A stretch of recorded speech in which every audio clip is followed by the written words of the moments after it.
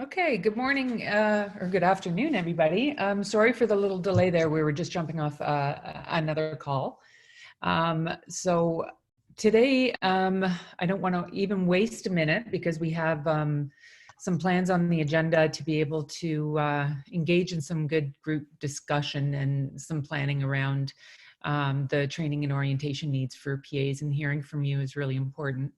So for a brief CBME update, lots of communications went out in the last week or so that related to the 2020 launch and the impact of COVID, and specifically which programs will move forward in July.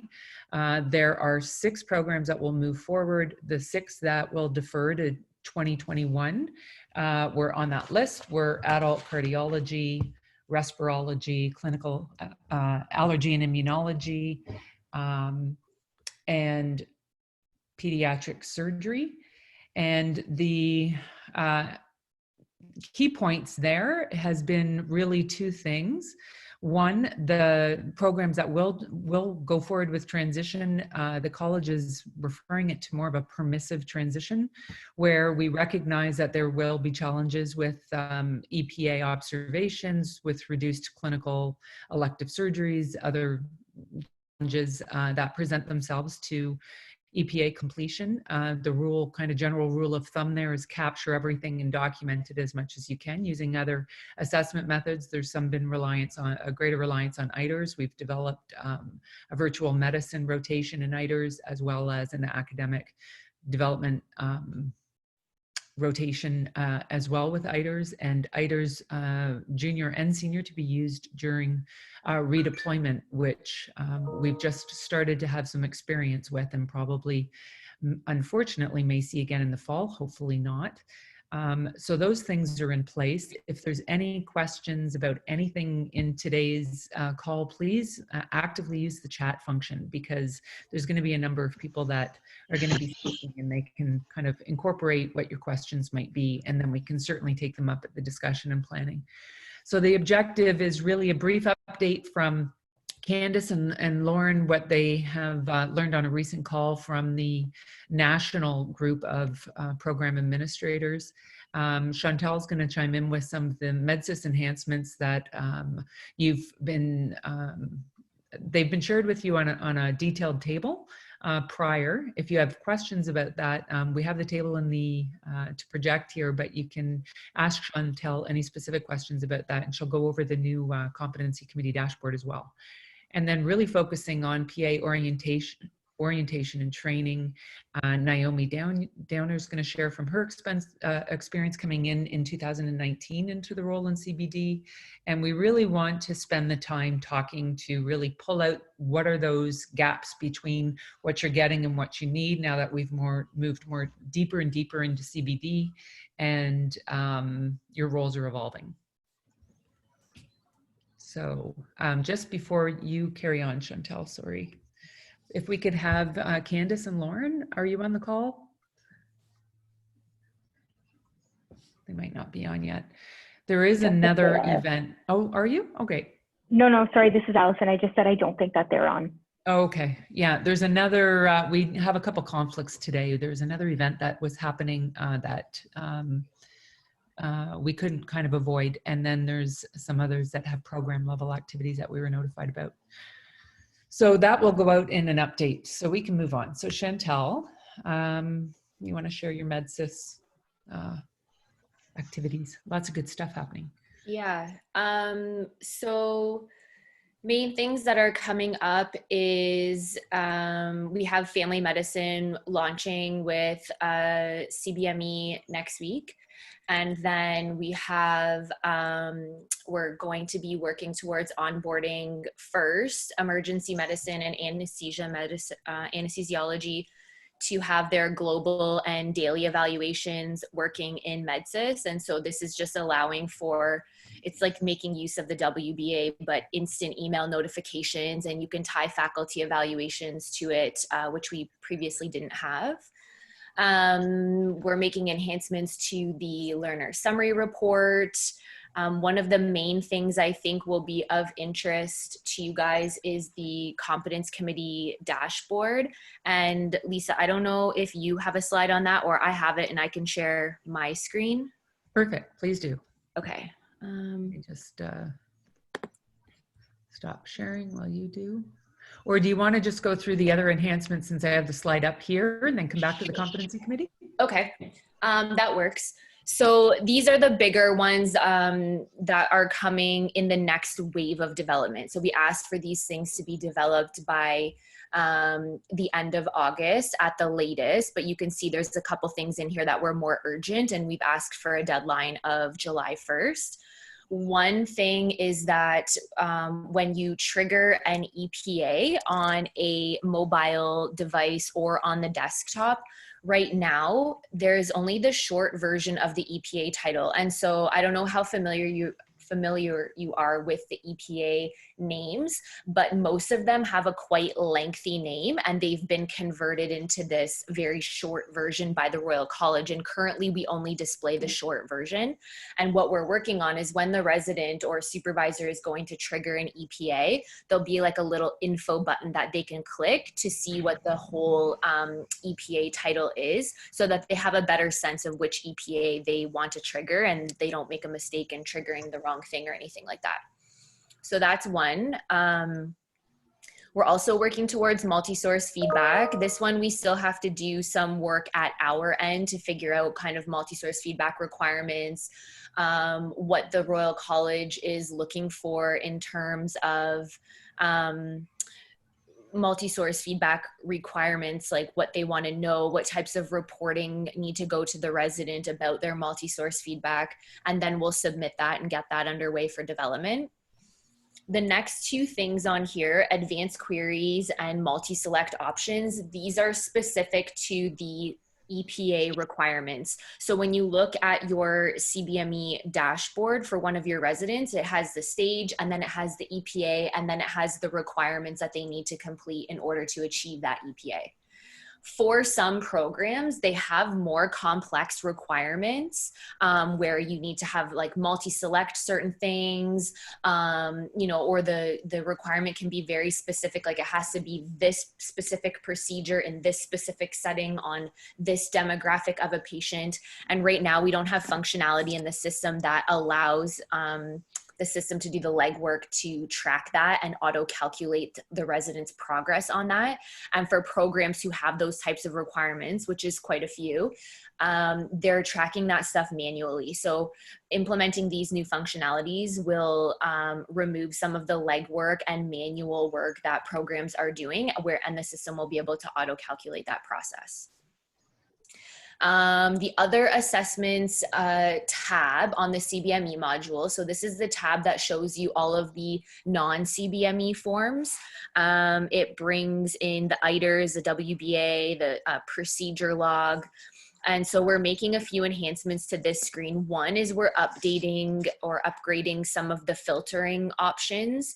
Something we've heard from programs is that when they're looking at these forms, they want to be able to filter to say, okay, our last competence committee meeting was, you know, September 15th. I want to see all of the assessments that the resident has had completed on them since September 16th until today.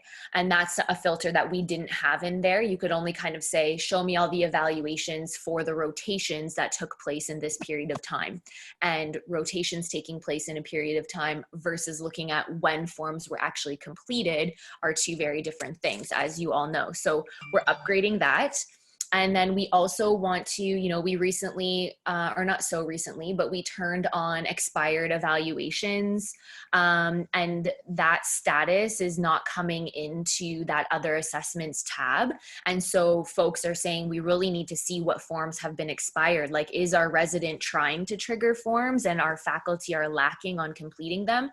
Or do we need to follow up with the resident because they're not triggering enough forms? So they kind of just want to dig down an extra layer and really hone in on where the issue is happening and follow up appropriately. So we're implementing that as well.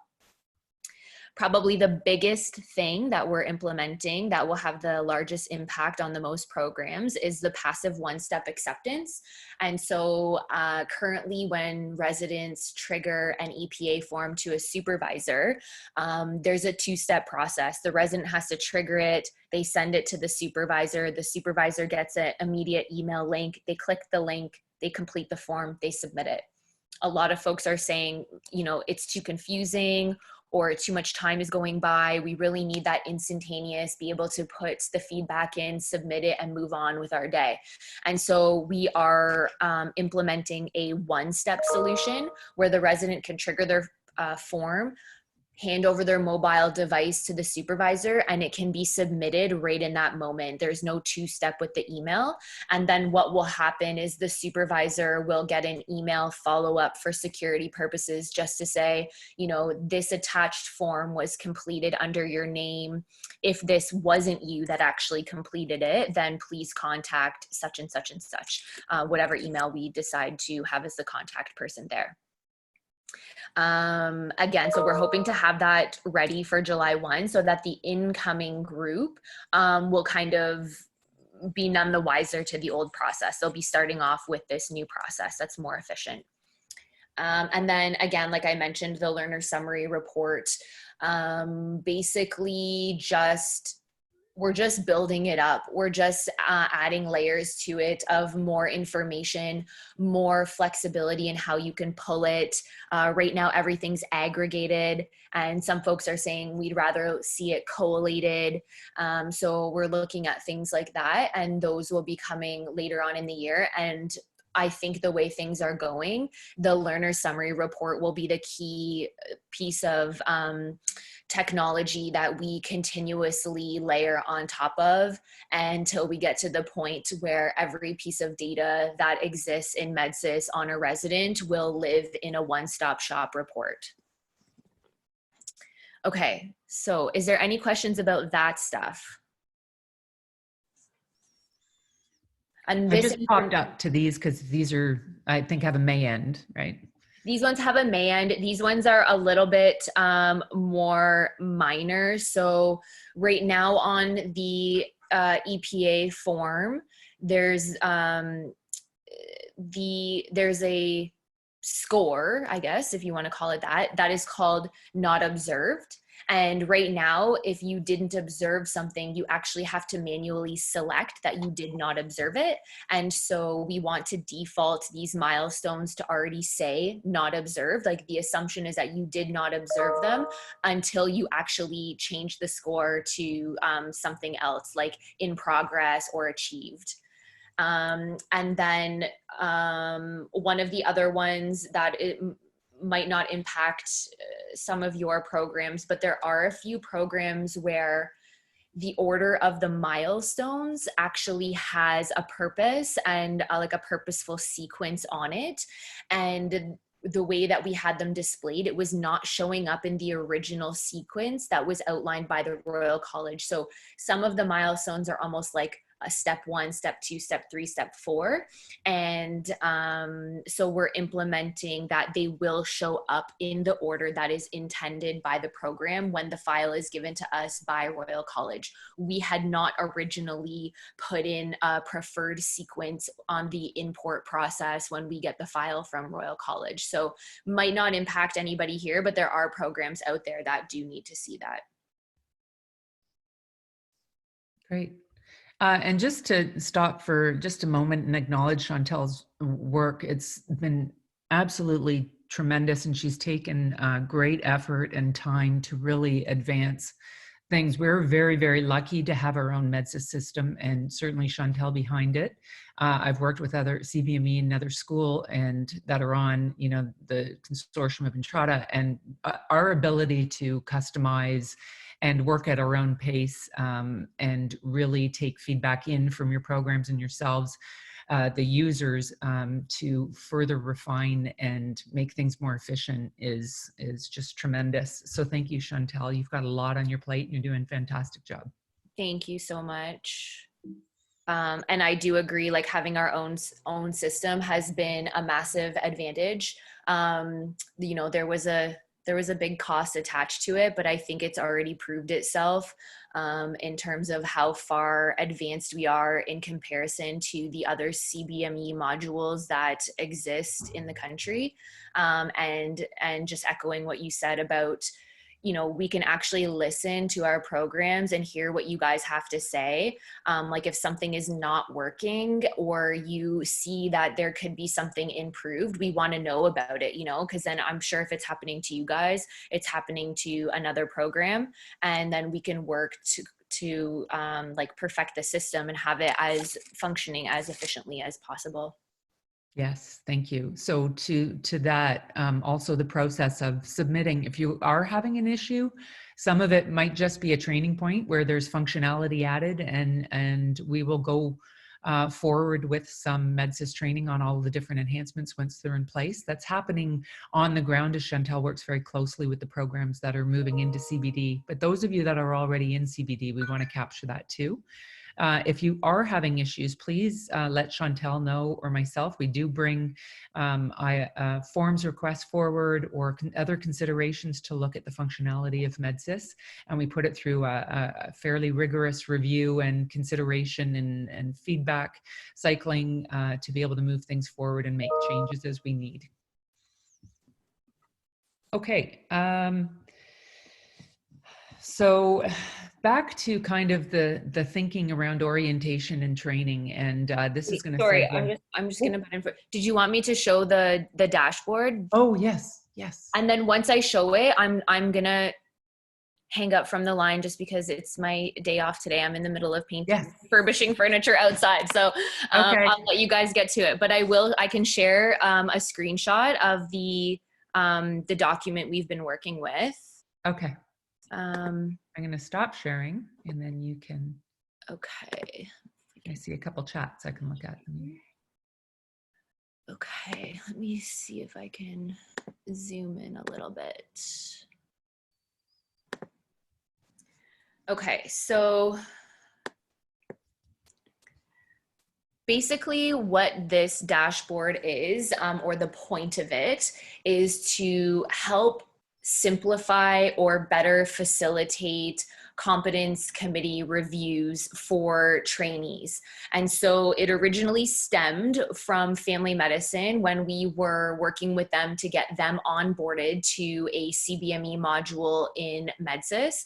And they came up with, you know, they have their 6-month portfolio reviews and they have certain processes. And together we came up with a way as to how we could create a one-stop shop place where all of their documentation that had to deal with a particular review could be very easily accessed. And so from there, Lisa and Allison organized some meetings with Royal College folks, and there was good representation. There was PDs, PAs, competence committee chairs, or CBD leads from several different programs. It was actually it was a larger group than I had originally expected. The meetings went really well. We got some great feedback, not even just about this dashboard, but about the CBME module in general. And so we got lots of information on ways we can move forward with various enhancements.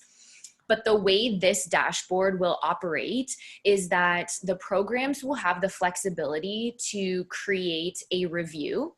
And so on this screen, a review is what you see in the burgundy line. This is called PGY1 Portfolio Review 1. You can create a review and name it whatever you like. If you want to say Review 1, if you want to say July 1st to September 30th, PGY1 year, whatever. Then the programs can configure steps that are part of the review. So it's either used as a checklist for all parts of the review that need to take place, or if there are certain folks responsible for certain things. And so in this example, the family medicine program created a 5-step review. And these steps are the requirements for this review are that there's a learner summary report, that there's a resident reflection, that there's documentation about the outcomes of the review, that there is a documentation about learning goals, and then there's a final competence committee review letter. And then you can see responsible for this requirement, they've assigned a particular role, and then you can attach templates that you're expecting folks to fill out. So if your academic coach has to fill out a certain templated report, you can upload it here. And the idea is that you create this basic review with these steps. They're assigned to particular roles. You upload, all of your templates, and then you apply this review template to all of your residents. So now every one of your residents has this PGY1 portfolio review 1. They know all the steps that are involved. They know who's responsible for the step, and they can log into their MedSIS as a coach or as a resident or as a competence committee member and say, oh, okay, so I'm responsible for the resident reflection. Here's the template. I'm going to click on it. I'm going to download it, fill it out, and put it back up here. And then the system will check off that it has been completed on this particular date. At the end of the review, when all of these steps are done, you can assign an overall status to the resident. We also talked about some enhancements of being able to include, what was the purpose of the meeting? Was it a decision to promote the resident, or was it a regular review, or was it, an extra meeting that was required for like remediation purposes? So we came up with some extra fields that would include key information about the review, and then the outcome of the review. So these are not added in this screenshot here, and I do have to update it before it gets sent off to our programmers, but there are a couple little additions that we made here. And so hopefully for program administrators who are doing most of the legwork for, making these templates and sending them out to your coaches and collecting information back and uploading it to supporting documentation, hopefully those parts can be eliminated. The focus will be on teaching folks how to access this dashboard and how to find the stuff that they're looking for. So all of that email back and forth and so on can be eliminated from the program administrator. So this is something that we're hoping to have in August, and I think the first program we'll onboard to it is family medicine, see how it goes for a couple weeks, and then work out any little kinks or anything that might not be working, and then we will open it up to the rest of the programs to start using for their reviews. Do you foresee a bit of a pilot phase there too? I think we'll probably pilot with family medicine. Like they'll probably do a few of the chief residents and use a few of the key leadership faculty people to kind of apply this to a resident, have a specific resident and coach go in and use it and see how it works. And then we will modify anything immediate that they report to us, and then we'll be able to push it out to the rest of the programs. I imagine it's not going to, I imagine that over time people will say, oh, we really need to see this and we really need to see that, or can we add these certain things? And we basically layer on top of what exists here. Fine tune it. Yeah, for sure. Yeah. And we did have great representation. We had 17 people on the working group, including family medicine, competency committee chairs, PDs, PAs. So I think we had some really great input. Mm-hmm. Okay, shall we move on? Sure. I'm going to go back to. Okay, I'm going to head out. See you guys. Yeah, if anyone has any offline questions, you can just email medsis@mcmaster.ca, and I'll get those emails in case you have anything like program specific that you want to talk about or anything. Thanks, Chantel. Okay, no problem. Okay, so we just time check here. We have about 30 minutes left, which is great because we're going to have the discussion time I'm hoping for. I'm looking for input. So just to kind of give a context of what we're trying to do here in the next 30 minutes was we're really taking a look at our orientation and training. And part of the reason is because we are planning for 2020, 2021, and the activities that we have for program administrators, taking a look what's been organized to date, what enhancements we might be able to offer. We have more PAs working in CBD programs and those venturing into them now in July. So we want to look at what those needs are and cover off any gaps. And so just to review that, I also took a look at the survey that was sent out to PAs last year too, and some of the feedback was that the program, the PGME program orientation and training was very supportive and useful and valuable. There may be a couple areas there that seem to be underscored. CBD certainly was one of them. You do have very functional large group meetings that continue and webinars. So that's one source of initial orientation and training as well as ongoing. The programs themselves, just to have an understanding here that the programs really are largely responsible for training their program administrators because they're so specific to what your role and responsibilities are. PG and PG CBME tries to capture the overarching ones that's relevant to everybody. But with that, we can always make improvements. So your feedback is what we're looking for. So CBME PA Lunch and Learns, we have those punctuated every 2 months with the PA committee meetings in between. So that's how the academic year is organized, and we'll look at that on the next slide. The CBME annual retreat typically happens in April. It's deferred to September or October this year, but that's another opportunity for a full day of learning that covers off key learning priorities and allows for some good networking. MedSIS training, we just seen, it's extensive. CBME website is a resource that has been available. There is a PA, PD, CBD, PD and learner section for resources. We are in the works of porting it onto a more updated platform. It'll look more similar to PG, so we're updating the versioning, but also kind of reorganizing how the resources are accessed and adding some more functionality. We're going to have that, and Allison's going to be very hands-on with that. CBME, the Microsoft team, that's in Microsoft Office. That is a team for everybody to be able to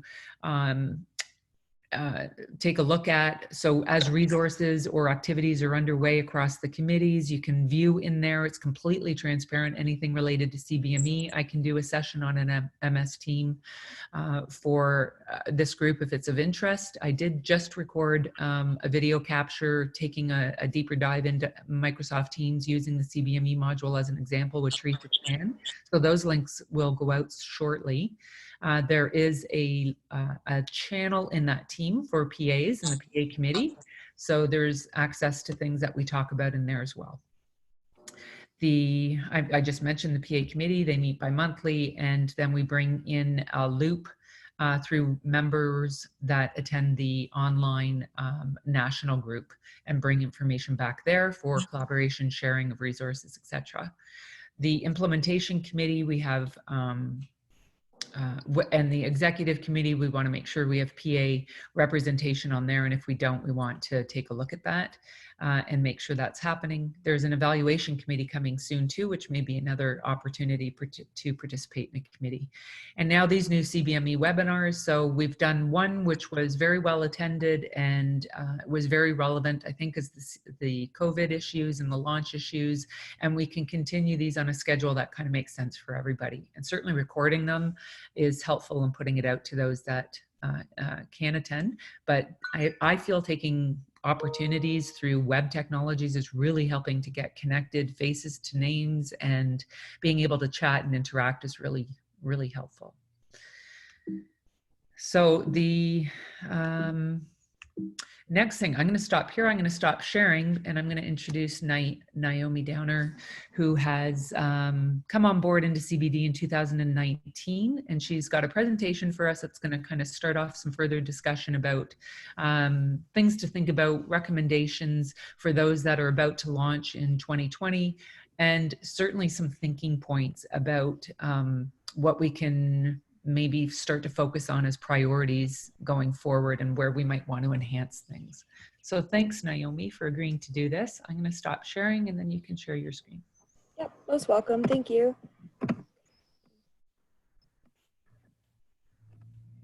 All right, perfect. So my name is Naomi Downer. I think I've met most of you. I'm the current program coordinator for Surgical Foundations, working for Dr. Amin. I started in my position in August 2019. Admittedly, I was super overwhelmed with CBD components and it overall, and I think it's important to say that because it's been just so much learning, constantly learning and asking questions. And I just want to shout out to my fellow program coordinators for all of their help over the last few months. Just invaluable, the amount of patience, kindness, and guidance that everyone has shown me. So I really appreciate that. I also think it's important to, just say when you have questions or when you're confused, because this is a really big change in education.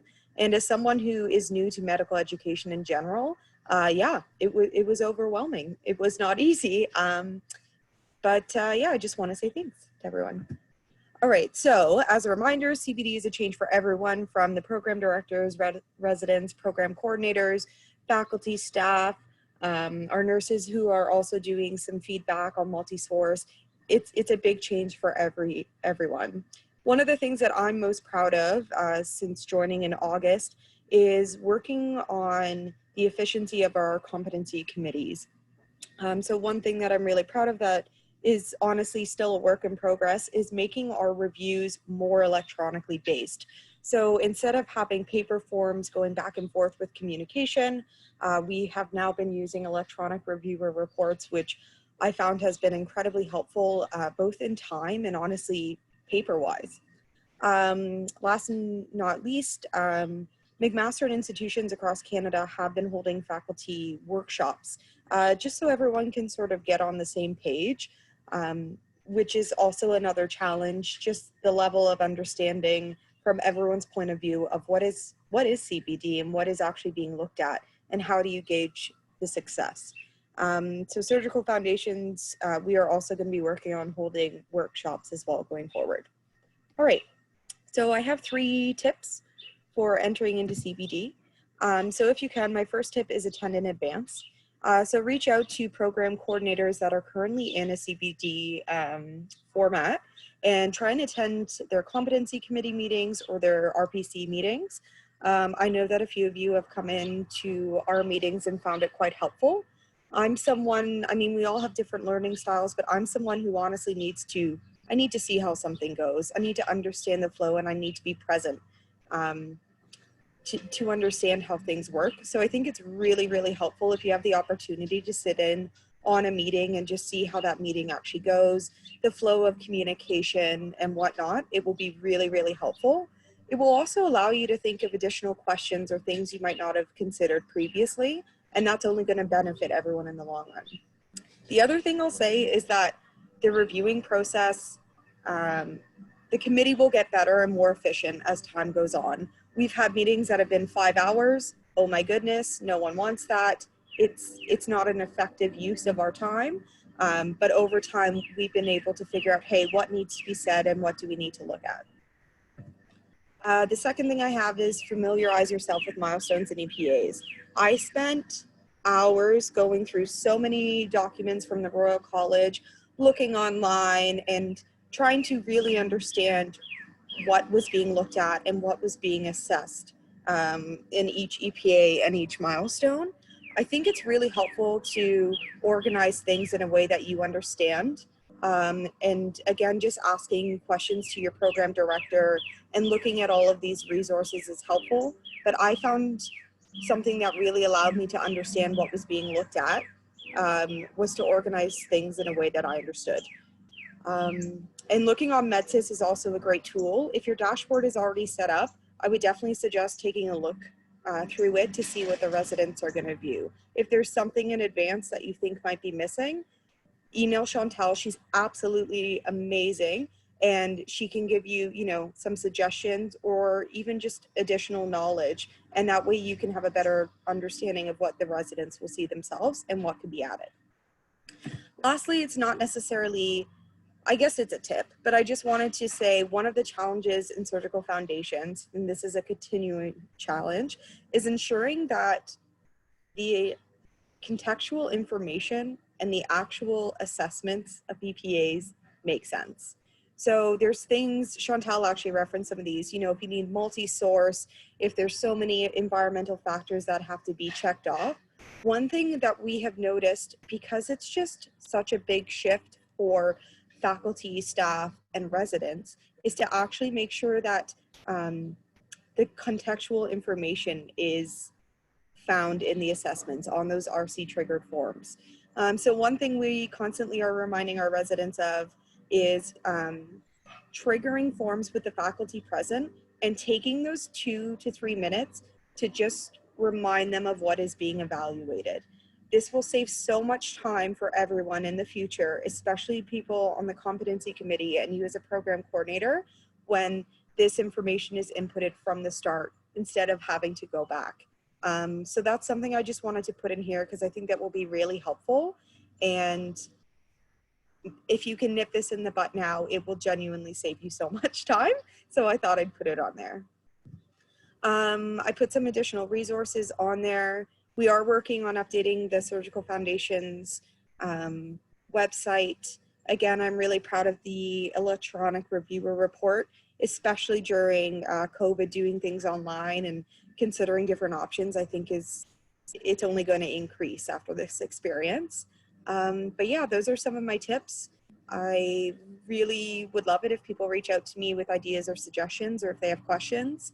Again, I admit I was super overwhelmed when I came in, but through people helping me and over time, I feel more confident. So anything I can do to just pass that along and help other people, I will gladly do that. So yeah, that's it. Thanks so much, Naomi. Yeah, thank you. So picking back up with your point about the overwhelm, and I have heard this, and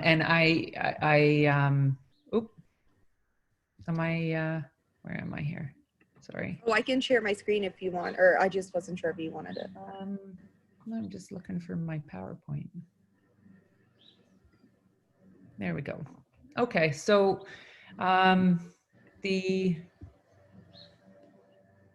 that point is so important because that's where I want to kind of start some of the deconstruction about, you know, I'm looking at the post-grad level of orientation and training and specifically what they're doing, but I'm backing it up to actually trying to understand and looking at the roles and responsibilities of a program administrator, and then with respect to CBME as well. So I do wear an education lead hat in post-grad, so that's why I'm looking at that curriculum and then looking at the CBME curriculum and certainly what the needs are, and I'm trying to construct it that way with to improve my own understanding and making sure that those gaps are there. But I think part of it is chunking and being able to sequence learning in a way that makes sense and delivering that training in a way that helps it stick and translate to your day-to-day job duties and being able to handle situations that happen and be informed enough to be able to respond.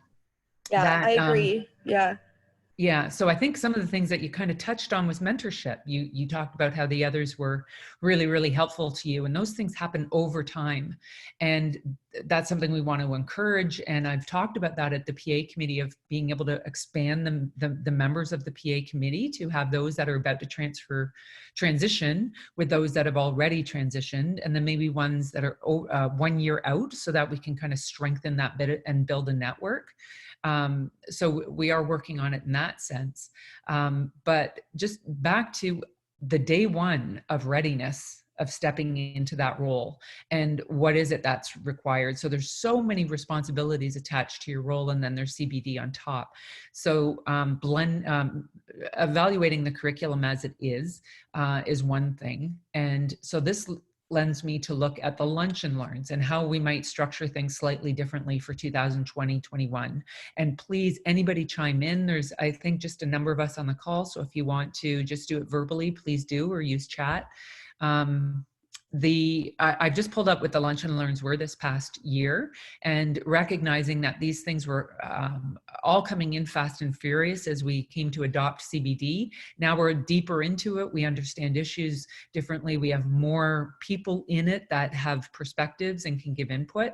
So we can change things around. So when we look at CBD 101, which was typically offered in October, yes, the face-to-face sessions were a great way to come together, but I think it was a capacity issue. I think it was challenging to get, knowing the number of you, we didn't see those kinds of numbers. So being able to do it web-based as well as together face-to-face and think about blended strategies to take some of the learning deeper. That's something I want you to kind of think about as I speak, and then I want to hear from everybody else. So just quickly to go through the lunch and learns is one of our main mechanisms for training on CBD.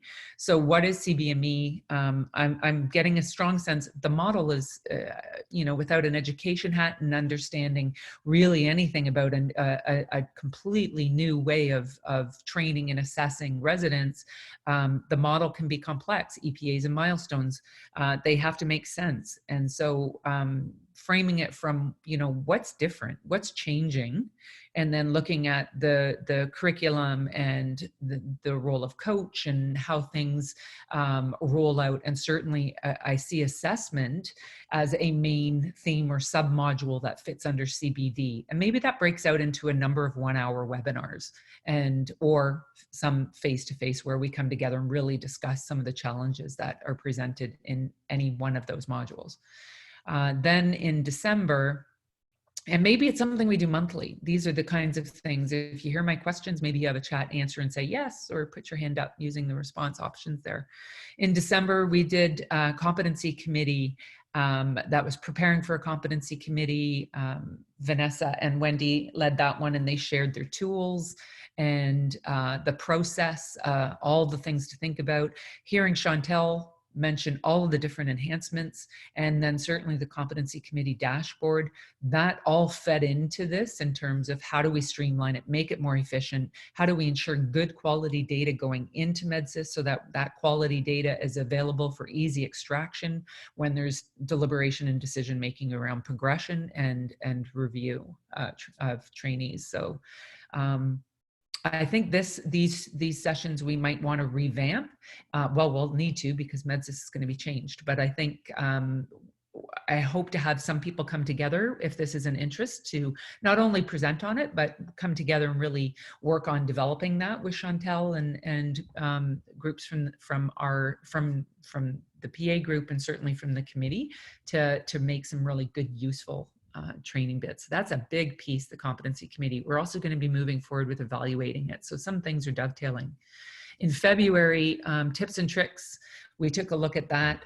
Sarah and Julie presented and shared lots of from their experience.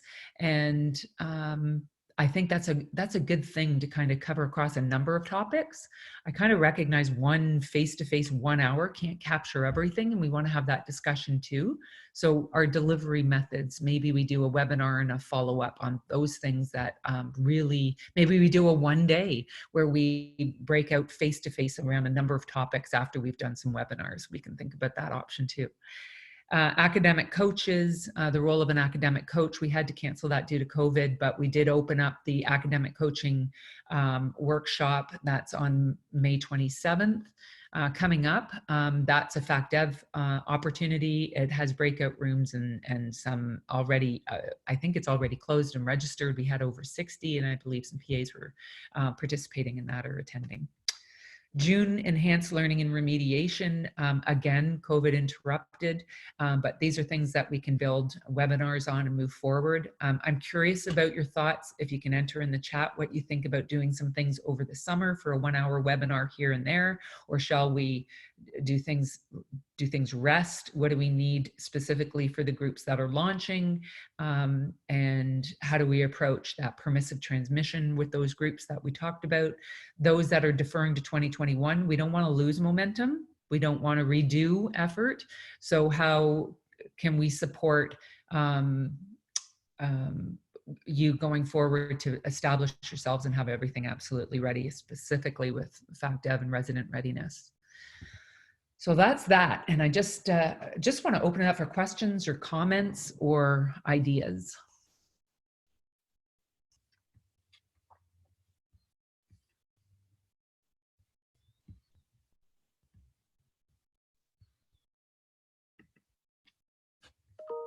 Oops.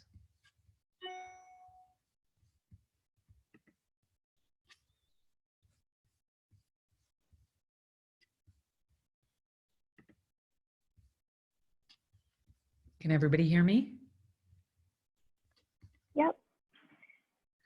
Okay. I think we have a Suggestions couple. in the chat, yeah. Yeah. Okay. I'm just looking for that. Let's just close this down. Get back into Zoom.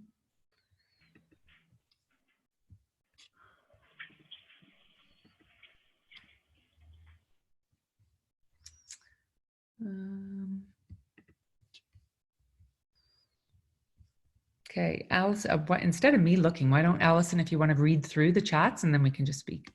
Oh, sorry. I thought you were looking at it. Of course. Yeah. Yeah, I'm gonna do that. So Naomi suggested that 1 hour sessions on specific themes could be helpful. So something like topics like communication with residents or using the dashboard, and communication with faculty and staff about CPD. Okay. So 1 hour sessions in that sense, I think could definitely be helpful. Yeah, good idea. Okay, so that just prompted me around using the dashboard. Chantel is moving forward with her planned training. Everything's right on track. There's an update in terms of all of the programs had been loaded into all the EPAs and the pathway. Everything had been loaded into MedSIS already. And she's moving forward with training. So she's going to create a video capture of the dashboard, taking it more deeply into the dashboard, and we'll send that link out. And then people can respond to her directly with questions. And then in June, for those programs that we're launching, she's holding a session that will take you through the dashboard, but you can also log into your own instance and then have some experience with it with her during that hour training. So those dates for June went out already, and they went out to the CBD leads, PDs, PAs, competency committee chairs, and academic coaches. And so you can remind your troops back in your programs to have signed up for those. Communication with residents and that, some of those things are kind of overarching that would fit into the PGME orientation curriculum, so we can make sure it's captured in there. And then anything that's more tailored to a conversation about CBD and helping them get comfortable with triggering the observations. That's one thing that they kind of need. I agree with Naomi in her presentation. It was one thing that did come up at implementation, is they're a little timid, and they don't want to kind of interrupt faculty or bother them, even though they're encouraged to take on a very self-moderated, self-directed role in their learning. So that's a really important point. The other two is around a change we made. You would see it in MedSIS now to the O-score anchors. The entrustment anchors have been slightly modified in their verbiage, not in intent. We looked at the 4-5 issue, recognizing we just weren't getting 5s because, you know, I didn't have to be there, just created havoc in terms of what the intent was. And it's really more of a metaphorical one, that they are safe and performing the procedure, clinical task appropriately, independently, and safely. And that I literally, it's not literally, but metaphorically didn't need to actually be there. Of course you have to be in order to make that observation. And so we did some of that work, and we just ended up coming up with new anchors. They've already been updated into MedSIS, and we're going to take a look at how that might help improve things. But that's another piece around resident comfort, is they might only be comfortable with triggering when they think they're a 4 or 5. And really the progression to competency is across that entrustment scale, that we don't really expect you to be at a 4 or 5. You're here to learn. So a 1 and a 2 and a 3 and a 4 is fine as long as you're showing that progression. And when the we're improving the EPA summary graph, and the milestone graph is there as well. It populates for you in the trainee profile. When they look at that, or they look at that with their coach, and they look at the trend line, as long as it's moving forward, and if there's ups and downs, that just flags where there may be enhancement, and maybe there's a change made to the learning plan as part of their journey and their natural learning journey to competency. So all of those things are some of the dialogue that's really important. Really good points. Is there other comments in chat, Allison? Yeah, we have a lot of yeses to some training with the dashboard, the Competence Committee dashboard. So I'll resend you guys the registration, and we could probably maybe have a session again in the later in the year once people have a bit more experience with it and kind of display that differently. So ways that programs are working through evaluating CBME cohorts, alongside traditional cohorts. That's a good idea. Okay. And yes, this will be recorded if anybody came on late. Great. Sorry about that, guys. A more general session on improving faculty engagement and how to get all faculty on board with the changes. Okay.